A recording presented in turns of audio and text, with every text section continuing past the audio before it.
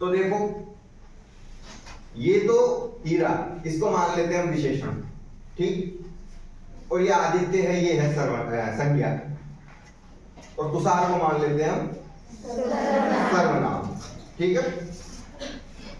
अब ये हीरा जो है, ये विशेषण, ये क्या काम करता है? विशेषता बताने का काम करता है। और ये हीरा जो कि विशेषण है, विशेषता बताने का काम करता है। किस किस की विशेषता बताएगा? संज्ञा और सर्वनाम। तो ये संज्ञा अपने पास आदित्य है और सर्वनाम तुषार है। अब तुषार कहेंगे तो संज्ञा हो जाएगा, तो इसको रख लेते हैं यह है या वह है ना, ठीक है। आया समझ में? अब ये हीरा जो कि विशेषण है, तो ये विशेषण का काम क्या हुआ? विशेषता बताना।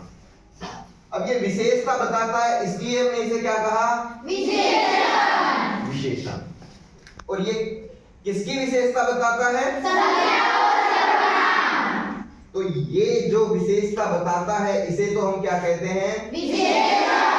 विशेषण। और ये जिनकी विशेषता बताता है, उसे क्या कहते हैं? विशेष्य। सबको समझ में आया? हाँ। तो विशेषण का काम क्या है? विशेषता बताना। और किसकी विशेषता बताना? संज्ञा और सर्वनाम की विशेषता बताना। आया समझ में? तो विशेषण है ना, विशेषण क्या काम करते हैं? विशेषता बताने का।